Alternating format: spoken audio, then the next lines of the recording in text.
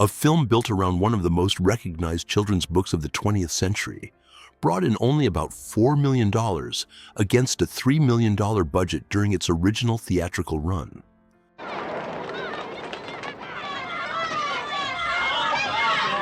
A return so thin that the studio behind it walked away from the property entirely within 6 years.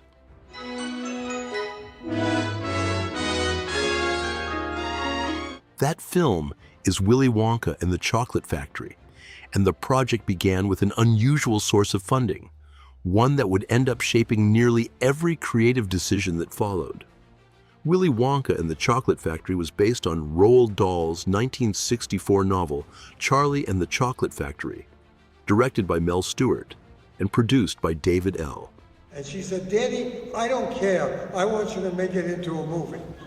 And I said, all right, I'll read the book and we'll see what it's about.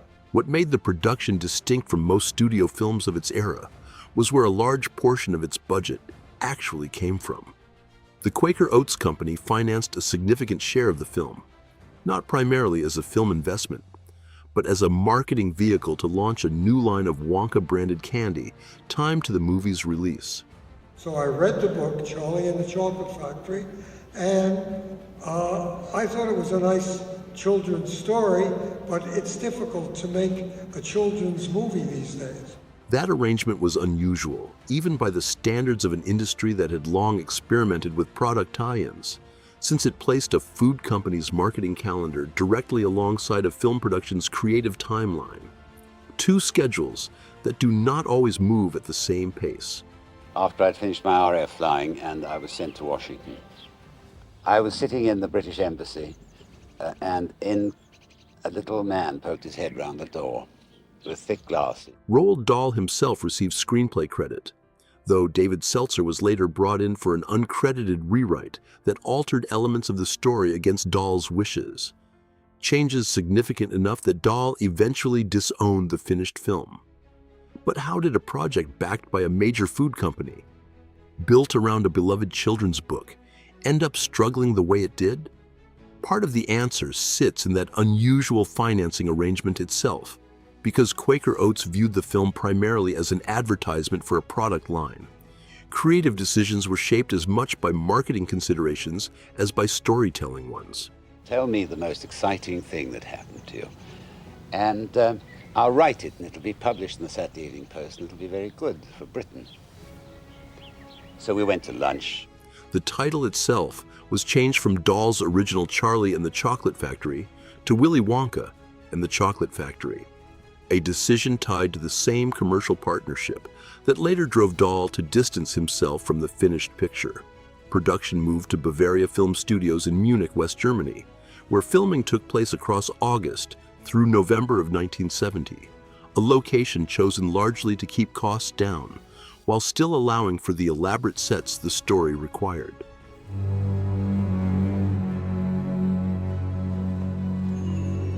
The candy tie-in itself became its own separate production problem, and arguably the clearest sign of how much the entire release depended on commercial timing rather than storytelling considerations alone. Quaker Oats intended the campaign's centerpiece to be an actual Wonka bar, sold in stores alongside the film's release to drive exactly the kind of cross-promotion the entire financing structure depended on. The company could not stabilize a workable recipe in time. The bars had a persistent tendency to melt even under normal storage conditions, and, rather than delay the launch, Quaker released two substitute products instead, a peanut butter and rice item called the Super Scrunch Bar, and another called Peanut Butter Oompas. Strike that. Reverse it. Thank you. When do I get my chocolate? First, take off your coat, Violet. Boy, what weird-looking coat hangers. Neither carried the same connection to the film's signature product and the promotional campaign that had justified much of the film's financing in the first place, launched without its intended flagship item. A marketing plan built around one specific piece of candy went into theaters without that candy on shelves at all. That raises a real question about the film's chances before it even reached theaters. If the marketing engine built to support, it could not deliver its core product, What exactly was left to drive audiences into seats? One aspect from the production has nothing to do with budgets or box office figures, yet it captures how loosely certain scenes were handled on a shoot already stretched thin by cost pressures. What's that tunnel up there? Hey, Wonka, I want off! Round the world and home again. That's the sailor's way.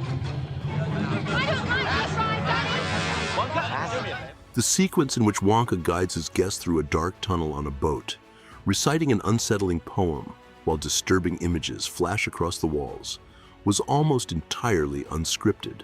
Gene Wilder wrote and delivered the accompanying lines himself, and according to Denise Nickerson, who played Violet Beauregard, none of the child actors had been told in advance what to expect.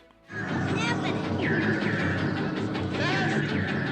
What is this, a freak out? Hey, this isn't funny, Wonka! You can't possibly see where you're going. Nickerson later said she was genuinely stunned in the moment, with no acting involved in her reaction, and that she assumed at the time audiences would think the character had lost his mind. Julie Dawn Cole, who played Veruca Salt, gave a similar account, saying no one on set ever knew exactly what Wilder would do during that scene. What was meant to be a brief transitional moment between larger set pieces became, without any formal planning or added budget, one of the most unsettling sequences ever included in a major studio family film. A scene still cited today as one of the most frightening moments ever shown to children in a picture rated for general audiences. Question time will come at the end of the session. We must press on. Come along. Come along. Ah, here we are. Oh, don't be a darn fool, Wonka. That's the way we came in. It is. Are you sure? It received none of the financial attention given to the film's larger, carefully budgeted sequences. Yet, it left a stronger impression on audiences than nearly anything the production actually spent money on. Willy Wonka and the Chocolate Factory opened in the United States on the 30th of June, 1971, distributed by Paramount Pictures. Reviews at the time were generally favorable, and the film's score later earned an Academy Award nomination, with Gene Wilder receiving a Golden Globe nomination for his performance as Wonka. None of that recognition translated into box office success.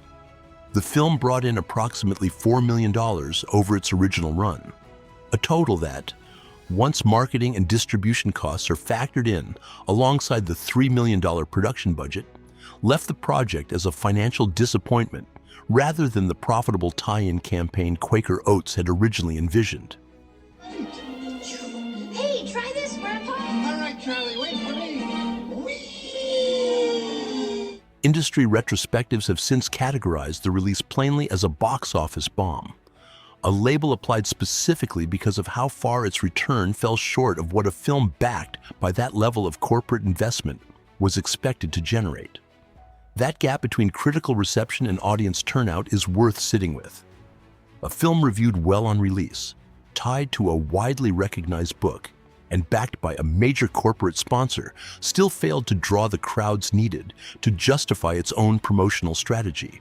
It is a pattern that shows up repeatedly across film history, a reminder that positive reviews and a recognizable source property do not automatically translate into ticket sales, particularly when a film's release strategy is built around a commercial campaign that audiences never actually encountered in stores. Thing of beauty is a joy forever. Places, please. The dance is about to begin. Better grab a seat. They're going fast. Mr. Wonka, what's that they're filling it up with? The film essentially had to do well on the strength of its own story and performances alone, without the product-driven marketing push it had originally been designed around. And in 1971, that alone was not enough to draw a large opening audience.